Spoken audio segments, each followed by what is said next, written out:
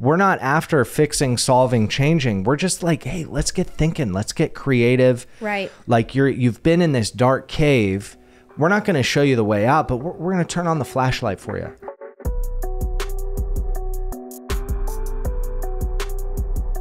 Jeremy Miller, I'm so excited to have you here. It's good to be here. Yeah. Yeah, I'm fired up. Yes. I'm like, this is going to be a good one. Yeah. I mean, you and I go way back. We do. We have a unique opportunity here before us, I think. Yeah. Yeah. Yes, I do. And I want to share a little bit, if Please. that's okay with you. Of course, yeah. You're all, no, don't talk about it. Yeah, no, go for it. don't say anything. Yeah.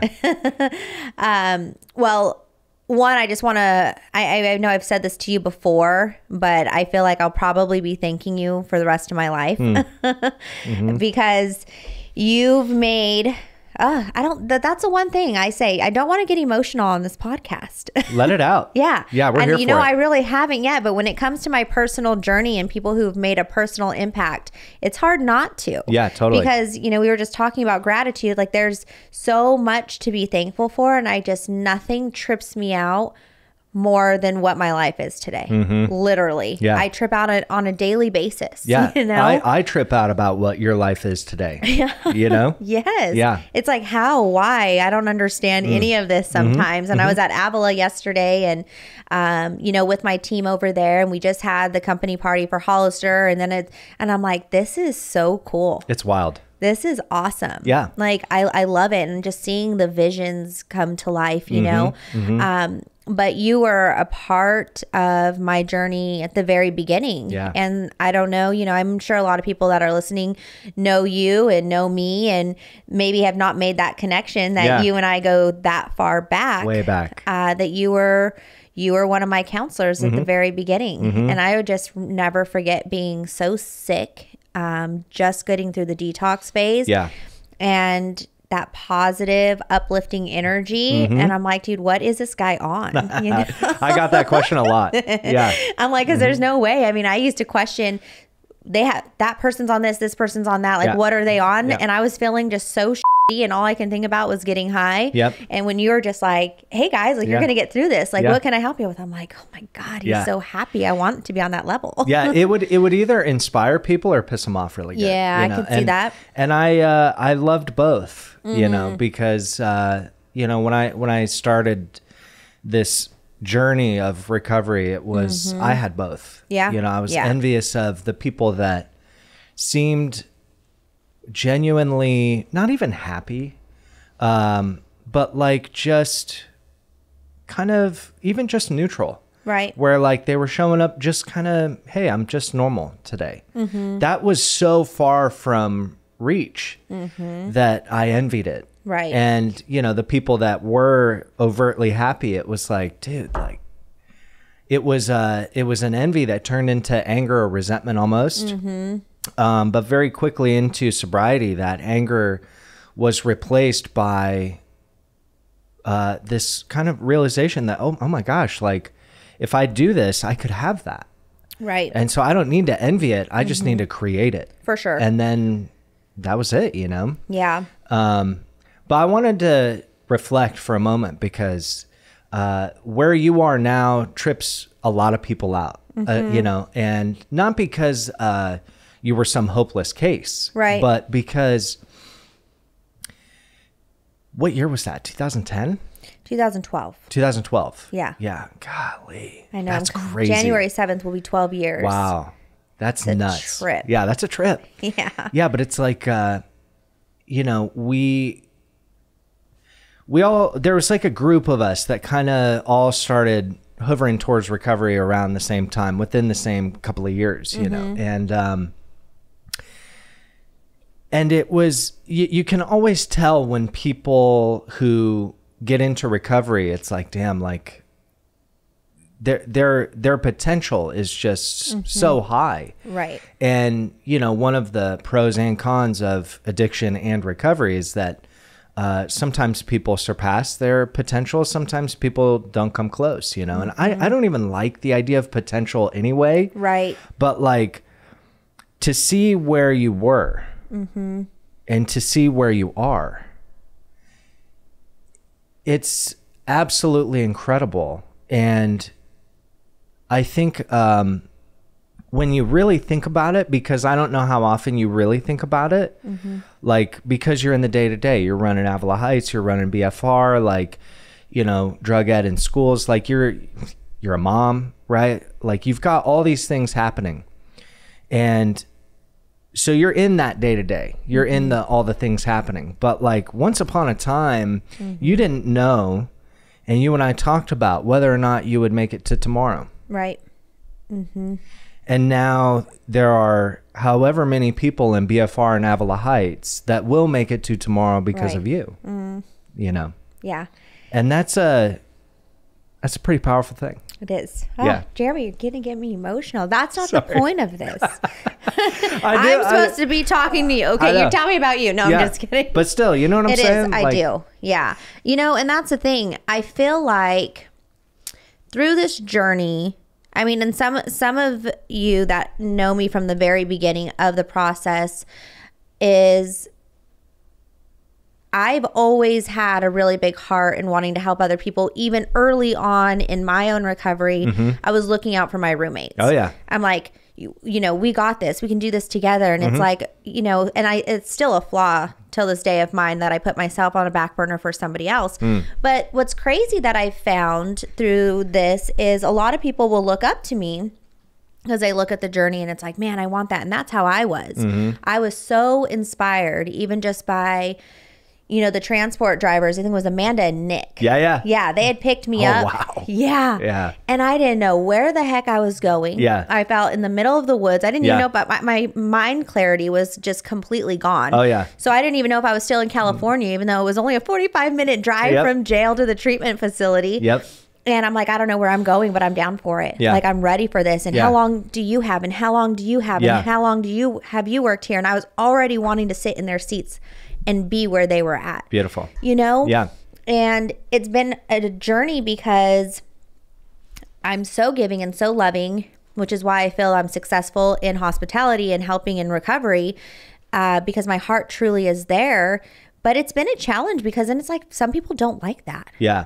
You know? Well, you and know, it's been really hard for me sometimes to deal with the gossip and the talk and, you know, well, she's this or she's that. And it's like, my goodness, I'm just trying to help people. Yeah. Well, and, you know, something you said, I just want to push back on a little bit. I don't think it's a flaw that you extend yourself the way you do. Like putting yourself on the back burner, I think can have a shadow. But also like, it's kind of like, you do a pretty good job taking care of yourself. You know, you're hitting the gym all the time. Like you're always eating good, looking good, like going out, doing good. And I think there's this idea that like, that there's something inherently wrong with like really extending yourself to other people. I think where it gets kind of messy is when it's at your own expense. Right. And I don't mean financially, Right. or even necessarily emotionally. I think it's more like at the expense, like energetically in spirit, where, you know, sometimes like, man, we run out of juice, you know. But I also think that you and I share in common this unique gift of like caring more than maybe the average. And that's true for the majority of people in our field. Totally. Right. It's like we Agreed. just, for whatever reason, life circumstances have shaped us into a very caring, selfless, Humble. kind of humble, active, you know, really like active in other people's lives. I think that's a gift, you know. Agreed. And, you know, and there are in any industry, in any, you know, section of the world, it's like, it can be hard for people to see people do well when those people aren't doing well themselves, you know? Sure. And so it's like, for me, I'm sure that there has been gossip about me that, you know, I know for a fact that there are people that, you know, for whatever reason, we don't really get along super well, you know, and that's hard for me because I get along with most people. Right. But I have to remind myself that in and of itself is kind of, it's a gift too, because I don't, if everybody likes me all of the time and everybody loves all the stuff that I say all of the time, I'm not being authentic. I think that it is our duty to be authentic. And in that, one of the byproducts of it is that people aren't going to like it. Right. And if I say something and everybody in the room is nodding yes, I know I didn't say what I really wanted to say. Yeah, you true. know? Very true. And I think that it's something that is painful and hard to deal with, but also it's testimony that you're onto something. Right. You know? Yeah, and it's so true. And what I love about, I feel like we've gone through such hard times to be where we are, but we've found so much healing through the process, which to me is my favorite part about working in this field. Totally. And I know that a lot of people, find recovery and then they go back to their jobs and then some shift and change and then they start working in this field. But it's so awesome because it's almost like we can just like bullshit joke about it now. Exactly. Like all of our stories, all of our flaws, all the things, all the crap we've gone through that are just mind blowing to a lot of people. Like, what? Yep. And we're sitting here joking about it, but we share that reality with each other and we're okay in present time of what we're dealing with today and like what life throws at us. And we're good. Yeah. We're able to talk about it. And that's what's cool. And it's not like, oh, well, they're all sober and they're all boring. Like, no, everyone who works in this field and people that have found honest recovery through their journey are like the coolest people I've ever met. 100%. And, something is like, I think a lot about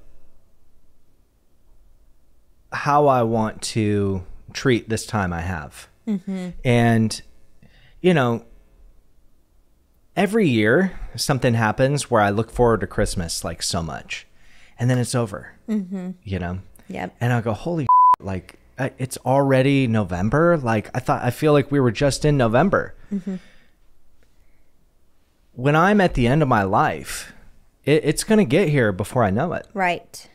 It's fast. It's Very faster than we fast. think. Yes. And hopefully that's in a long time. If it isn't, then it isn't. Right. But what I do know is that it will be over before I know it. And I spent a lot of time very serious about my life, about what I'm trying to do, my goals, my relationships, and I got nowhere. I didn't get anywhere. I was trying to outthink and outmaneuver the rigid unpredictability of the universe. And the more I tried to control, the more I tried to outthink or, plan 10 steps ahead so that I got the outcome I most wanted, I was getting further and further away from everything that I was trying to create in the first place, And so I think that happens a lot in recovery where it is a very serious business. I mean, people die and it's terrible. Right. Yes. And we have to be diligent in what we do to try and mitigate as much risk as we can. Right. And if we can't laugh, if we can't dance, if we can't have fun with our clients, with each other, with our families, then what's the point, really? Right. And I agree. The only it's been very few times in my years of recovery that like things have felt a little wobbly. But it is in those times that I'm not laughing, that I'm not dancing, that I'm not, making a fool of myself, while I'm doing dishes. Like when I'm too serious, I know that I need to look at something. Right.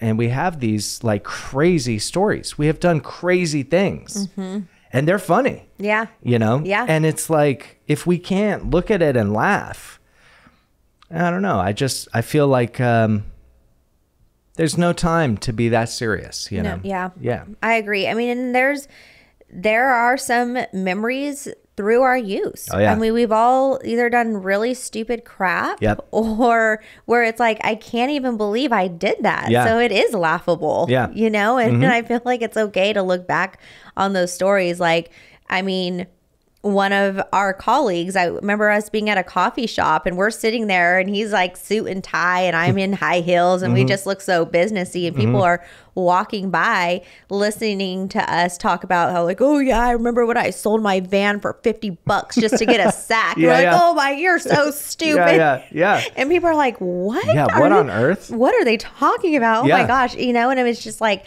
that's who we are. But what's beautiful about that is we don't judge anybody for what they're going through. Exactly. It's like we can really relate to the hardest things that they're trying to even be honest about and talk about because it's shameful too at the moment until you get through the process, you face it, you accept it, you forgive yourself, you've made amends with people that you've hurt. And, you know, one thing I will say with you, Jeremy, I've known you for so long and recently just hearing what you've gone through personally to still find healing. I feel like that's been, and TJ, you know, had just did the conference, the Emergence Conference, Healing the Healers. I mean, it just, you know, that title needs to be like everywhere. And that's what I told TJ. I'm like, that is brilliant because we are all still healing. We're not fully healed. And we had a great conversation about that. But listening to your story of, yes, you're in recovery and yes, you've overcome your addiction with substances, but were you fully healed with things that you wanted to look into and overcome and find out? And it's like you overcame that hard part of substance abuse so that you were mentally prepared to deal with a whole other, you know, can of worms that you were opening up that may not have been as easy, or maybe you wouldn't have ever felt comfortable actually doing.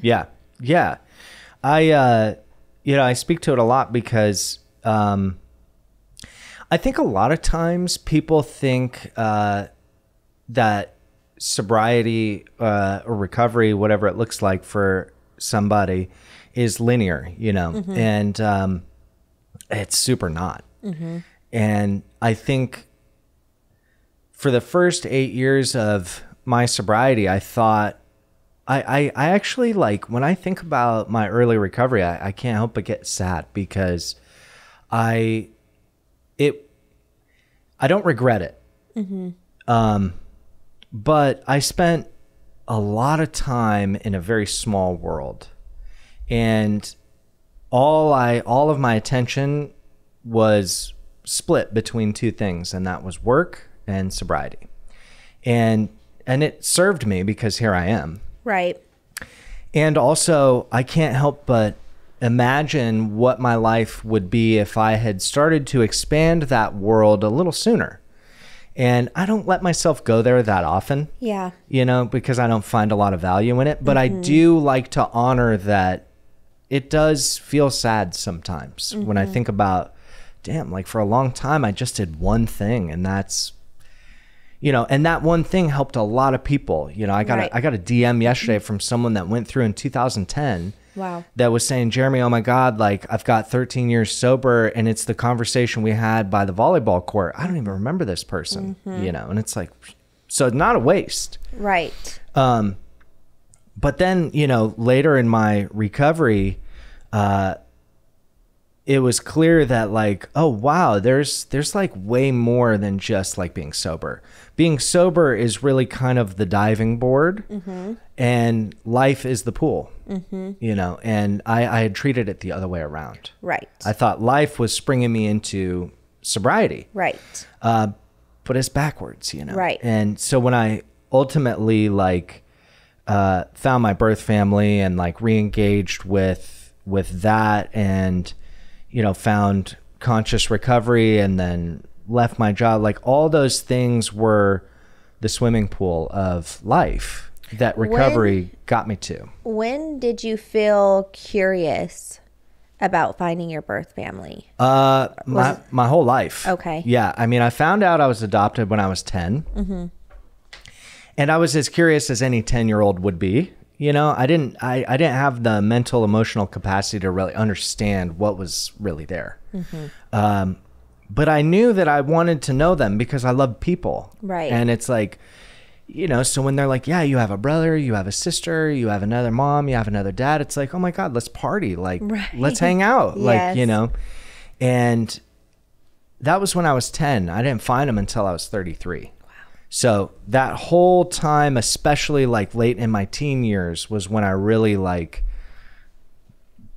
nothing made sense. I was a teenager, so I was confused. Everything was a mess. I was rebelling like crazy, drinking, drugging, like just a little skater punk, just like tearing it up, And I wanted to know, like, am I like this because of how I grew up or because of what's in my blood? Right. And I wanted to know that, like, I wonder if, like, because I had always felt on the outside, I'd always felt different from my family, from my friends, from everybody at school. I wondered if meeting my birth family would bring some sort of reconciliation to that, where I wouldn't feel so separate or so less than. And so I had built up this idea that my birth family that if I found them, we would have this incredible reunion. We would reconnect. I would get all these answers, and like I would be like them and they would be like me, and I would feel like I had come home, and all of that did happen when I found them for the first couple of months of knowing each other. And then it became just normal life, where I realized like every single family, every nuclear family on planet Earth has dysfunction by nature. And I had this idea that somehow if I found them, ours wouldn't. And, I discovered very quickly that there's addiction on both sides all the way up, and so it's like, wow, that makes a lot of sense. Now I'm curious because you and I went through a similar process through our recovery. Yeah. And, it was non-12 step. Yep. And it's a choice. Yeah.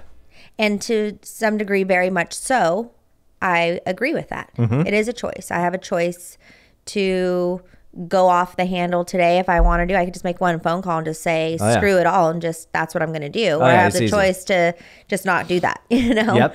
Every day I choose just to not do that. Yeah. But it's interesting to me because through the 12 steps and that modality it's a disease. Yeah. And for the longest time, I used to feel like, no, it's not. It's just a choice. It's not a disease for a very long time. Until then I saw my brother as a constant relapser. I wasn't. I went to one program and done. And he used to tell me, and it was the weirdest thing. He'd be like, you're not a real addict. Yeah. I'm like, what do you mean I'm not a real addict? He's like, I don't think you have addictive behavior. I think that you tried the wrong thing, got hooked on it, and needed help getting off of it. And once you got off of it, that you were done. Wow. And I'm like, that's interesting. I'm like, that's not true. I was a heroin addict. It's like I almost had to feel like I needed to prove I was an addict. Yeah.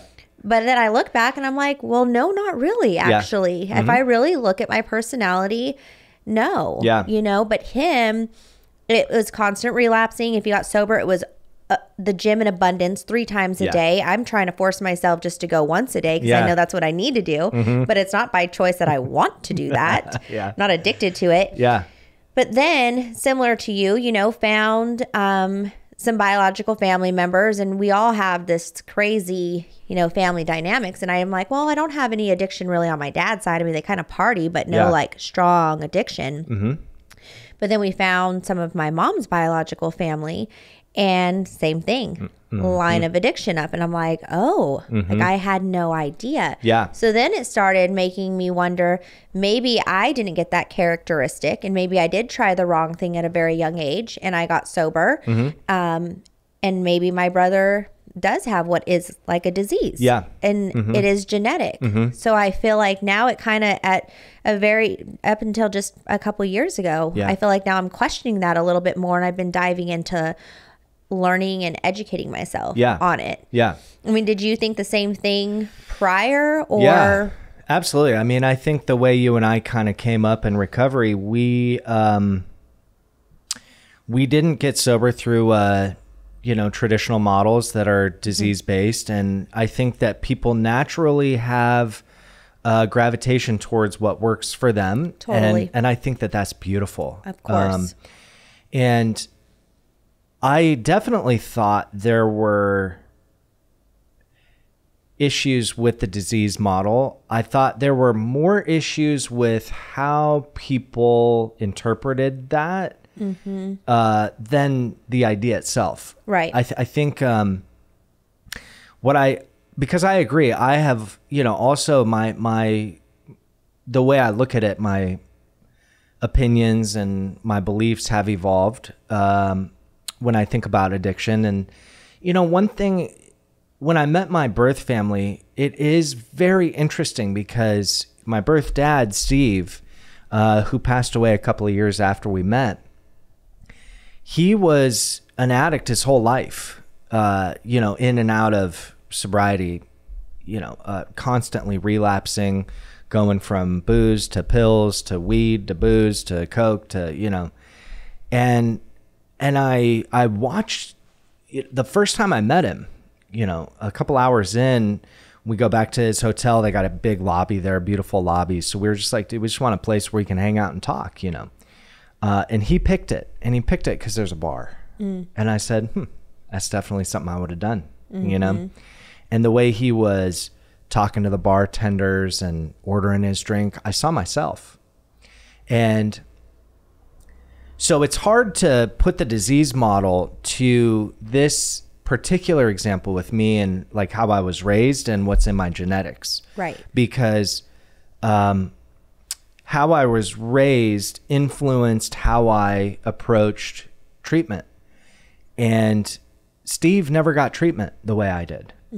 But a big difference between me and the father who created me is that when I showed up at treatment, I knew that I was lucky to have the opportunity. Right. I knew that I wanted to be done so bad. I wanted out so more than I have ever wanted anything in my life to this day. Same. It is one of very few things that I have given 100% of myself to. Right. And I can say that with certainty. Yeah. I tried as hard as I could. And for the majority of my life, I did not try as hard as I could. Right. I remember like working at Red Robin and you're supposed to memorize the menu. I worked there for like 3.5 years and people would be like, oh, is there onions on that? And I would look around at the menu and read it with them to see if there were onions, right? And eventually like I got fired, because I sucked at it. And it's because I didn't try, Steve treated recovery the way I treated Red Robin. Yeah. He never memorized the menu. Right. And when I showed up to treatment, I said, I'm doing every single thing they ask. I'm doing every single thing they tell me to do. I will be honest. I'll be open. And from this point forward, I will never keep secret my feelings, my shame, my trouble, because that's what got me here. And I'm done with that shit. Right. And Steve never did that. So when I think, okay, is it a disease or is it a matter of, well, maybe I wasn't as bad as him. Maybe I drank because I was bummed out and then I wasn't bummed out. So I stopped drinking, I have no idea. And I think that trying to quantify this very complicated thing is almost a waste of our time as an industry. Like, I think the more conversations people have about it, the better. It's like, let's explore, let's dig around, let's shine some light on it and see what's up. But to try and understand it as if we will be able to break it down into a binary, black and white. Oh, it's this. Right. Oh, it's actually the combination of these three things. I don't think it works. No. And it's very interesting when you see the disease model showing up and you also see like environmental factors, trauma, shame, like all these, I don't know. There's so much. Yeah. There's so, and that's, early on working in this field and becoming a professional and a specialist is like I'm a firm believer there's just no cookie cutter program. Exactly. So if somebody comes to me and their parents both got sober through, the rooms, and they've been to 15 different 12-step programs. Right. The first thing I'm going to suggest is we need to try something different. Yeah. Or vice versa. Yeah, exactly. Yep. And you have to, because if you just embed it in somebody that it's just that way, then it makes it really hard when you can't open your mind to it could, I look at Avila, which is very interesting, and we do so many experiential outings there. Mm-hmm. And it's not that we said we're going to design this program based on experiential outings. It just happened to happen that way because there's so much around the area. Totally. And what I've found now being open 2.5 years there is that those outings for those individuals that are an appropriate fit for that program, it works for them. Totally. And it's crazy to me because I would have never even thought. I mean, I didn't do outings through my program. Right. And then having Hollister for almost 9 years now, I mean, it's minimal. Yeah. There's not much to do around here. Right. But there, I mean, that's all they do. Yeah. And it's crazy to see it work. Yeah. Yeah, and that's the beauty of our field, I think, compared to like healthcare at large, is that we can get weird and try that seems like it would never work at all. Right. I think healthcare is so limited in what they can trial and, all these studies and blah, blah, blah. But with us, it's like, like James at Avila, the surf guy. Yeah. He's talking to the clients about like connecting with the ocean and feeling like vulnerable and powerless. Right. In context of the ocean. And it's like, damn, like surfing isn't my thing, but but for those dudes that were about to go surf, like I could see it. And he's talking about how that can show up in life. Right. And I can see the gears turning. And that's all we're after. We're not after fixing, solving, changing. We're just like, hey, let's get thinking. Let's get creative. Right. Like you've been in this dark cave. We're not going to show you the way out, but we're going to turn on the flashlight for you. Right. Right. And whatever form that takes, if it gets the gears turning, if they're saying, wow, like, maybe I could take this surfing metaphor into my relationship with my parents, I'm helpless in the sense that I can't change who they are, but I can adapt. I can move within the familial dynamic in a way that kind of satisfies us all, where I'm surfing the wave of whatever it is in that nuclear family, but I'm not letting it overtake me. Right. That's beautiful. Yeah. Right. So let's go surf. For some it's mindfulness. For some it's fitness. For some it's, like psychoeducation and getting brainiac in the books. Right. Right. I don't really care. Right. What it is. Like and that's what I do really appreciate about our field is that everybody is trying different stuff. Right. And we're not afraid to experiment. Right. And because we're working with addicts who aren't really afraid of much, they're willing to play. Right. And say, yeah, I've never surfed a day in my life, but like, let's go surf. Let's try it. Yeah. Yep. And that's a beautiful thing about what we're doing, Yeah. I 100% agree. And definitely the willingness, because I had that same mentality going into treatment. And like I had said earlier, I didn't know where I was going. I didn't know what it was going to consist of. I didn't know how long I was going to be there. I didn't know if they were going to make me wear an orange jumpsuit. I didn't care. Yeah. And we did weird stuff. Yeah. We did do very weird, interesting stuff. And at one point, my mom wanted to pull me. Yep. I remember. I mean, I was raised, Christian and going to, a private school. And she was looking out of pure desperation and crisis. Like, we need her somewhere. We need somewhere now. She called, I think she said, over 10 programs. Wow. Yeah. And when she spoke with the admissions counselor, Mike, at the time, she just felt the comfort. Yeah. Like, there's this program feels right. Yeah. For her, the biggest thing was, which I carry into my programs, is they were the first program to say, she said, if they want to leave, what do you do? Yeah.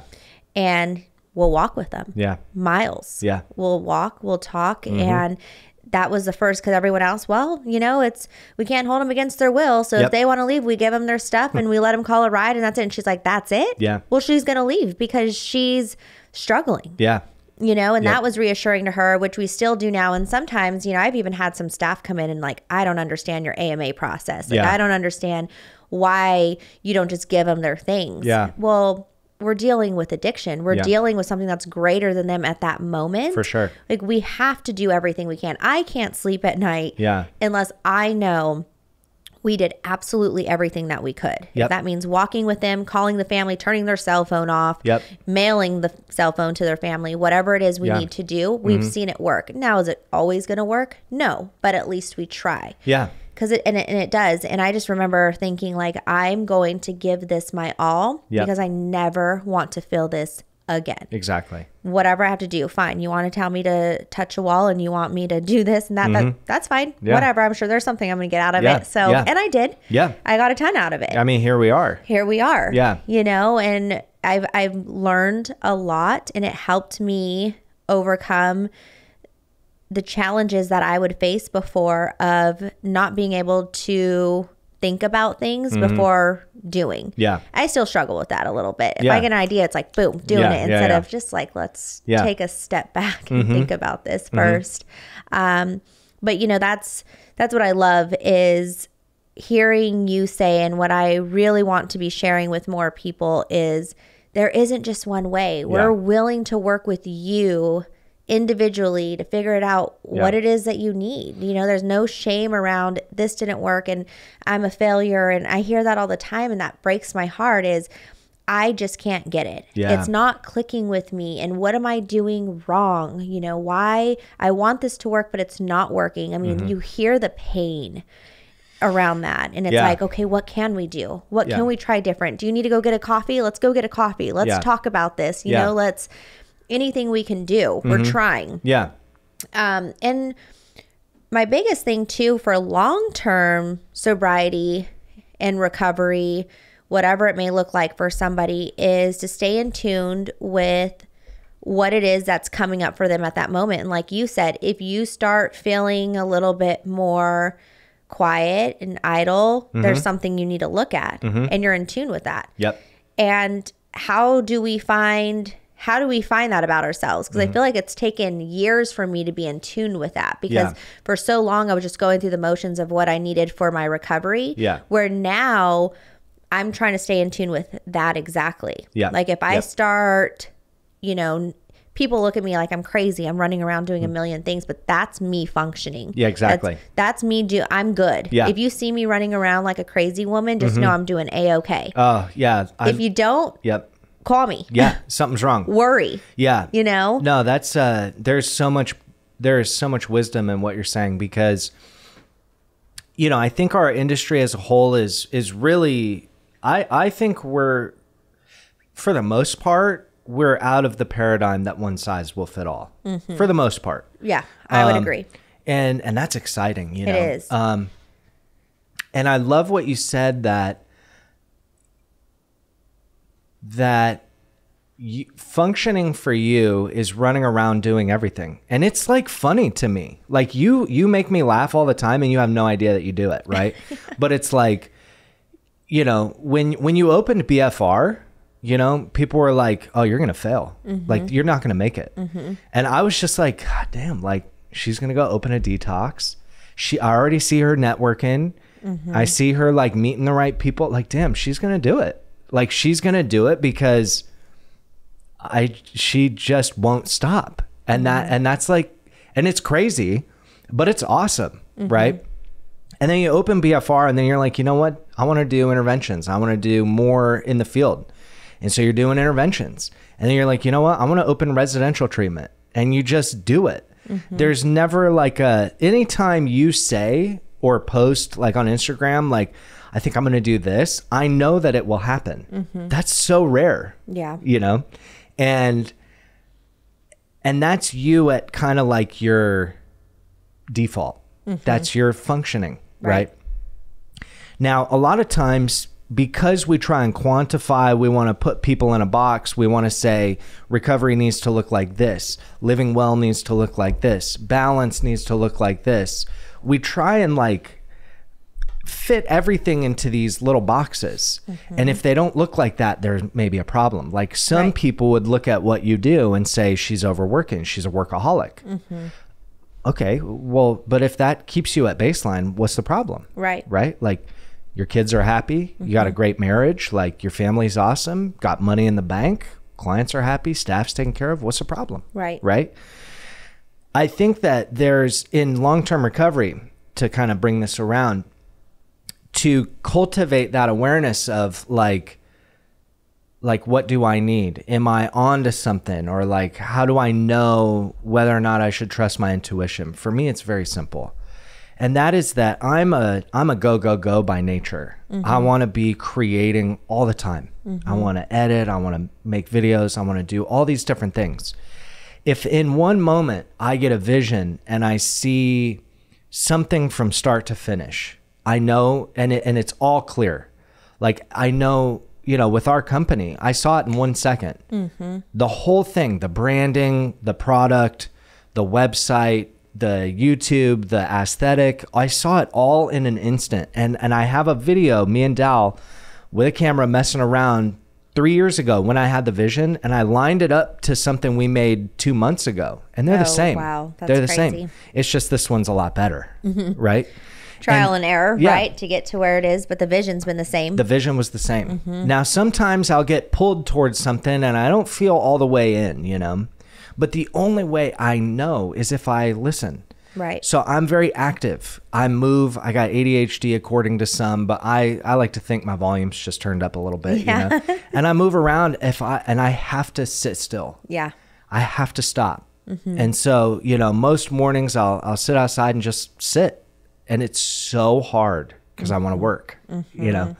But in cultivating that waiting, I can notice then when things come up. And waiting is really the only trick to staying sober. Right. Like the cycle of addiction is like, I feel something, it's terrible or it's exciting, and I want to either elevate it or get away from it.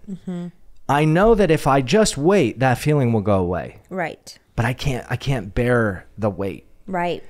We were in treatment for a long time. All we did was wait. Yeah. You got to wait for your folder. You got to wait for this guy. You got to wait for your counselor. You're just waiting. I had to learn how to wait. Yeah. Learn patience. And that is why I'm sober today. Yeah. You know? And still the hardest thing. Totally. I'm the most impatient person, which is what's interesting. Yeah. But everything I do forces me to be patient. Yeah. I'm like, this is not fair. That's the universe putting the bumpers up. Yeah. Right? Like, it's like you want to open residential treatment and you're like, let's go. And the universe is like, let's make sure you're really clear on this and make permits like super difficult. Right. Right. And that forces you to then go, okay, cool. Like, while that's happening over there, while I have this time to pause, how can I like build a really incredible team that does unique things like surfing? Right. Right. And so the universe says, hey, I'm going to pause you for a minute because this thing over here needs attention. You put your attention over there and now you've got something incredible. Yeah. What a gift. I agree. Yeah. And what I want to say to some people, like, I do acknowledge, because I feel like some people look at everything and my chaos and it's like, how do you do it? Yeah. How do you do it? How do you do it? And it's like, okay, are you wanting to know how I do it because you're curious, or are you wanting to do it because you think that the way I'm doing it is doing it right? You know, and because I'm doing it, that doesn't mean that that's the right way. And because someone's taking step by step and taking their time on something is doing it wrong. Yeah. It's just that we function differently. Totally. You know, and I, you know, had a friend of mine who recently had a baby too. And it's like, you know, inspired and seeing me go. And it's like, I'm going to be that. I'm going to be go. And then the minute they weren't able to, and it was too much, it's like, oh, I'm a failure. Yeah. I can't do this. Where it's like, no, what I respect more than anything is somebody being able to recognize what it is that they need to do for themselves. Yep. And if that means right now in this moment, I need to focus on being a mother. Yep. That's what you do. Totally.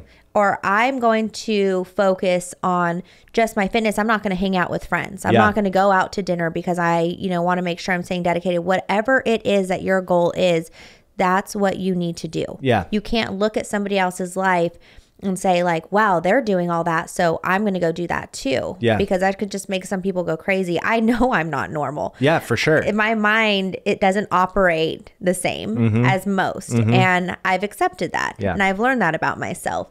So being able to stay in tuned, I feel, is a huge thing, and understanding and continuing to, we're always growing. I think that's what's so fun about life in the process is life gets really, really hard, but I'm always open to learning more about myself or how I can better myself, be a better mom, be more patient.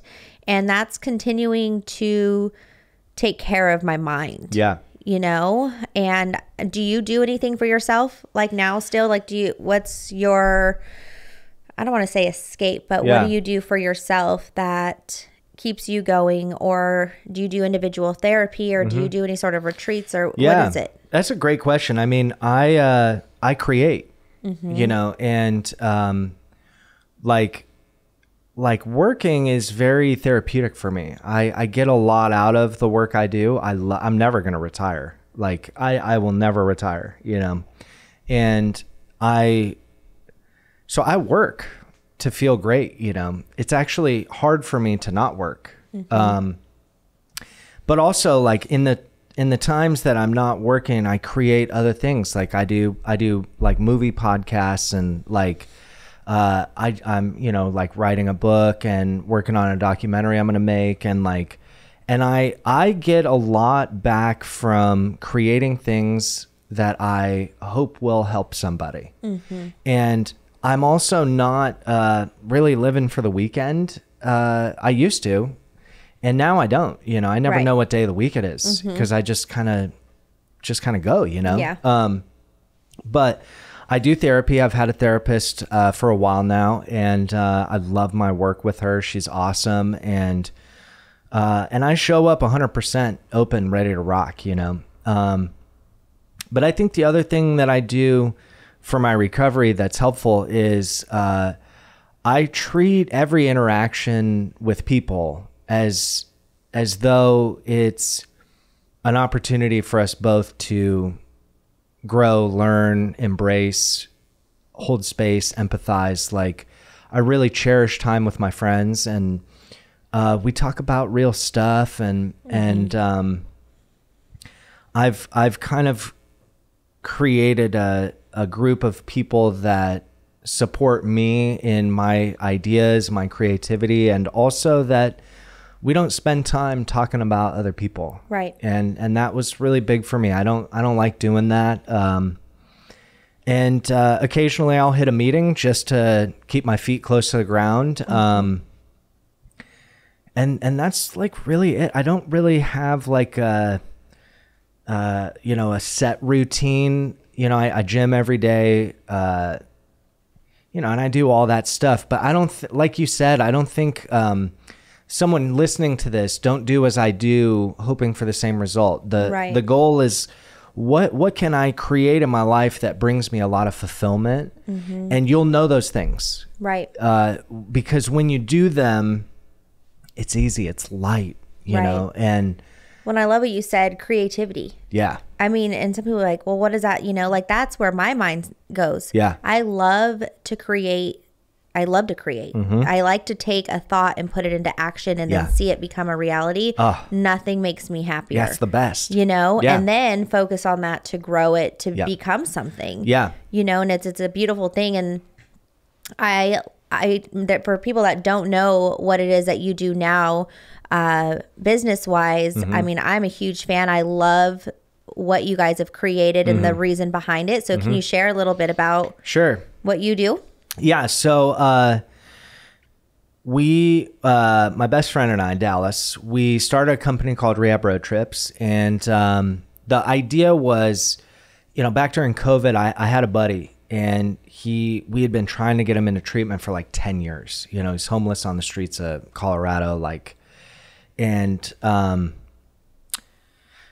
anyways, he said yes. to treatment, my friend. And so on the way to treatment, he asked me, you know, what's it like in rehab, dude? Can you like send me a video or something of like what I can expect? And I said, oh yeah, dude, for sure. So I go to YouTube, I type in, what is rehab like, you know, and it's nothing but like these terrible commercials for treatment centers. Like, you know, Passages Malibu, that ad they've been running for like 15 years. It's like, dude, that's not rehab, you know, like it's not, that's not it, you know? Right. And I had at the same time felt like I was so sick of working in residential, like all my effort and attention go to one thing. I really wanted to support like the whole industry. And I wanted to do something that I felt was really fulfilling. And so long story short, we founded a company. We do media production for behavioral health. And we go to treatment centers and we film interviews. We, you know, do brand videos and all the media stuff that you would ever need for your website and social, right? But I think the reason people hire us is because we ask different questions. And a lot of treatment centers just hire a videographer because we didn't exist. Right. We don't have any competition, which is kind of nuts. But like we looked, there's nobody. Right. You know, which, you know, if you're hearing this and you want to like be my competition, please come in, because our industry's media is so bad that like I'd care much more about elevating all of our online presence in a more authentic way than I do like my own ego. You know? 100%. But yeah, that's what we do. And we try and get after like the real essence of what treatment is. And that isn't CBT, DBT, fancy house. It's that we have these incredible human beings, these beautiful souls that are so complex and intricate and wise and gentle and compassionate. And we ask questions about them. And that's pretty much what we do. I love it. Yeah. I mean, I've had the pleasure of working with you a couple of times for our facilities. And I mean, you and Dallas are just so great to work with, and your energy is always up, which I love so much. But I do agree that it's the questions, you know, it's getting to know the team personally, why they work at that facility instead of just pictures on a website. I mean, I always tell every family, please call. Please call. And if you're unsure, just here's 3 different options. And if those aren't enough, I'll give you more. I don't want to overwhelm you. But at least call 3 different programs. Don't look at 3 on the website and go based off the pictures. Pick up the phone, call them, and go with your gut. 100%. And whichever one you feel comfortable with, you can't go wrong with any 3 of them. They're all great. Right. But you know your loved one best. And so now being able to give them some videos without having to call and have the admissions, I mean, which is great. And everyone has an admissions team that's willing to answer all the questions. But now they can go and they can meet the team themselves without having to pick up the phone and have a lengthy conversation. And I feel like that is extremely important for us to be able to provide to our families as well as other professionals to get to know people's team on a more personal, authentic level, that it's not a work call. It is a simple interview to get to know who they are. And I think that's absolutely brilliant. And the only other thing I would add is that the video, like we just worked with Paradigm, right? They do teens and young adults. Yes, awesome program. And it was like very emotional because we're talking about kids, man. And it breaks my heart, the state of our kids these days. I know. But I asked every single person if they believed in their hearts that teens could change the course of their lives. And the answers I got, like I'm putting this edit together, just crying, dude, because it's so beautiful. I want someone to watch one of my videos and feel like the sky isn't falling down. Like there's a way out, and not in the cheesy, campy, and authentic way of saying like, oh, call us for hope. It's like, no, hear from our team, hear why they're here, and what they say will uncover the hope that you need right now. I love that. I absolutely love that. Well, Jeremy, thank you so much for coming on. I mean, we can sit here and talk for hours. I have one question. Sure. What do you hold on to when times get tough? Is there a certain quote? Is there a word? Is there something that you do when life throws, curveballs at you, or you're going through a tough situation, what do you hold on to? Yeah, two things. One book is called The Creative Act by Rick Rubin. It's my favorite book, and it's absolutely incredible. Whether you're a creative or not, that book it does it for me. And then the quote, dang, I can't remember who said it. Was it Nietzsche? I can't remember, but every man has two lives, and the second one begins when he realizes he has but one. And when I remember that this is the one I got, whatever bullshit I'm in, it doesn't matter. Right. I'm here one time. I could spend it all sitting around worrying myself sick, or I can spend it enjoying the ups and downs, Yeah. That's it. I love it. Awesome. Jeremy Miller, great chatting with you. How do people find you, follow you, contact you? Yeah. Instagram's probably the best. I'm Jeremy RRT, at Jeremy RRT. All right. Jeremy RRT, thank Yeah. you so much. Thank you.